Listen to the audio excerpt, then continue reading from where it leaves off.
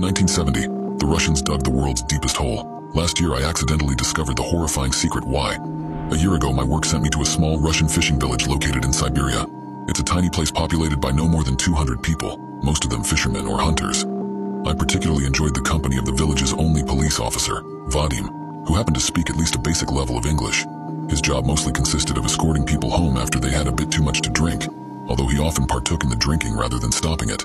Needless to say, we quickly became good friends. We rather enjoyed ourselves in such a bizarre world, cut off from civilization.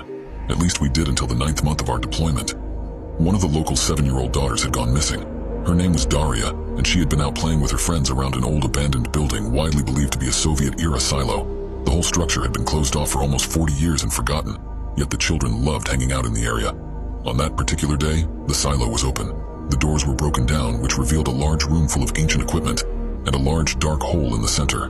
The hole measured about 50 feet in diameter, and the depth was unknown. There was a basic elevator platform in the center of the hole, like something used for descending mines. All that could be seen was endless darkness reaching into the abyss. Daria had fallen into it. I immediately knew in my heart that the fall had murdered her. A fall that deep, even if the bottom was a pool of water, it would be lethal. The other children insisted that Daria had called out for help after falling into the hole, which gave out false hope to the terrified mother. It was the first time I'd seen Vadim efficiently work to put together a rescue operation. Calling for official aid so far out was a hopeless task. Even if they sent help, they would arrive too late. Seeing as I had some experience in that field, alongside basic first aid, I volunteered, as did one of my colleagues, Stanley. While the mechanics attempted to revive the old machinery, including the elevator, I attached a sinker to a line in hopes of measuring the depth. The line wasn't long enough to determine where the bottom was, even though the longest ropes combined measured almost 1,000 feet. After a couple of hours, the mechanics announced that the elevator was ready, but they had found some sort of protective suit. According to the few documents found in the facility, the atmospheric pressure was quite high, and the temperatures reached up to 150 degree F. I knew then we would retrieve nothing but the body of a little girl for the family to bury. Gotov ready? Vadim asked us. The suits were poorly fitted to our slightly untrained figures, and chafed in places I didn't know it was possible. We entered the lift, which was protected by a rusty metal cage full of holes. We were given only one walkie-talkie to communicate with the people on the surface, in addition to some old flashlights. "We're ready. Lower us down," Stanley said. The gears running the elevator platform started churning. A clunky sound echoed through the room down the hole. There was a small screen on the elevator with numbers signifying the depth. It was an excruciatingly slow process, no more than a foot per second. However, the change in atmosphere was imminent. Then we started to descend. At 100 feet, the darkness had already enveloped us. The weak flashlights we had brought along hardly provided any light or comfort. "You think this dark? Wait till you see Winter Village," Vadim said, his usual dull humor. Me and Stanley both faked a chuckle. "Would you please check if the radio works, Vadim?" I asked. "It worked. No worry," he responded. At 500 feet, the walkie sounded for the first time since our descent almost 10 minutes ago. The Russian was heavy, and the static made it incomprehensible to a novice such as myself. "What was that, Vadim?" I asked.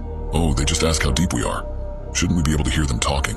We're only 500 feet down," Stanley asked. "Yes, something strange here," Vadim said. Other than the electrical hum of the ancient elevator, and the sound of Stanley nervously shifting his weight, we couldn't hear the chatter of people just above us. "Very strange," Vadim mumbled to himself. Something about Vadim seemed off. I had never seen him worried like that before. "Guys, is it getting really warm here or is it just me?" "Yeah, I'm sweating bullets already," I responded.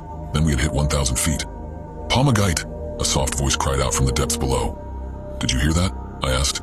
"Hear what?" "Someone called for help from below." "I hear nothing." I put a finger to my lips, gesturing for silence while listening attentively. Then I heard the voice again. "Help!" The same voice, but slightly louder. There it was again.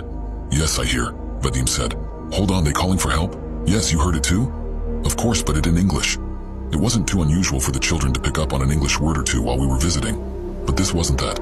It didn't make sense for a young girl to know that word, not in a tiny Siberian village. Vadim called out for the voice, but no one responded.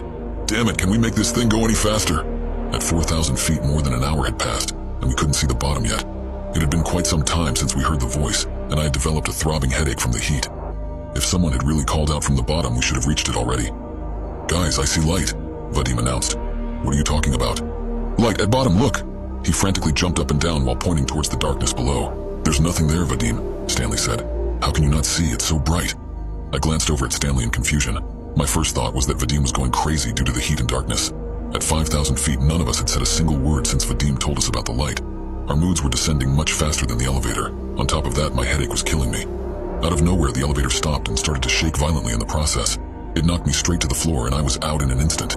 A few seconds passed while I came back to it, and I saw Stanley lying unmoving next to me. Vadim, however, was nowhere to be found. "Stan, are you all right?" I shook his shoulder. He grunted as he sat back up. "What the hell just happened?" "I don't know, man, but Vadim's gone." "What? Where did he go?" "I don't know, he just vanished." We looked around. There was no way out of the elevator. Although there were a few holes in the metal cage surrounding us, it would still be impossible for a large man such as Vadim to get through. "Hey, I found the walkie," Stanley said. "Try calling the surface." He called for help, but static was the only response. We tried to call out for Vadim, but he was far gone.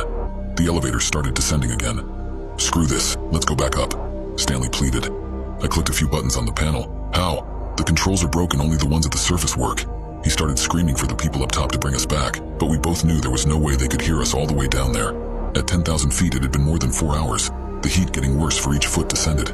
I'd already passed out a couple times from dehydration. "Why haven't they brought us back up yet?" Stanley asked with a weak voice. He was quite a bit older than myself, so he was rapidly deteriorating from the heat. "I don't know. Is it even possible to be this far down?" Stanley didn't respond. He had fallen unconscious, but I lacked the energy to wake him up. I was about to pass out for the nth time myself. I was only jolted back into consciousness by what sounded like singing. It was the most beautiful thing I'd ever heard, in Russian, and I didn't understand what it was about, but it was so serene, so pure. "Stan," I called out with my fading voice. "Who's singing?" He mumbled, half asleep. A light appeared in the depths and the singing got louder. "I see it! The light!" I said. The elevator stopped once more. Stan was gone. Just like Vadim, he had vanished into thin air. But the light remained, the beautiful warm light. It started moving towards me, and the closer it got, the more at peace I felt. The light ascended until I saw nothing but the brightness surrounding me. Then there was nothing. I woke up in the hospital 1 week later. I'd been found in the middle of a forest in eastern Russia by a pair of hunters. I had no documentation or proof of who I was. My story wasn't adding up. No such hole existed according to public records, which wasn't much of a surprise. But when I dug deeper, I realized the village I had stayed in for the better part of a year wasn't even on the map. The ordeal had taken a toll on my mind, leaving several gaps in my memory, though I could recall a few phone numbers from my colleagues. When I called them, their numbers were all either disconnected or reached completely unrelated people. After a lengthy investigation, I was allowed to travel back to the United States on an emergency travel document. My fingerprints matched some documentation of my existence, which helped, thankfully. When I returned home, I discovered that my house was owned by someone else, and had been for at least 10 years. It took me a long time to figure out what had happened, but some changes were too big to be a horrible coincidence. Putting aside the personal changes I've experienced here, even world history doesn't match what I remember studying. Geography is vastly different.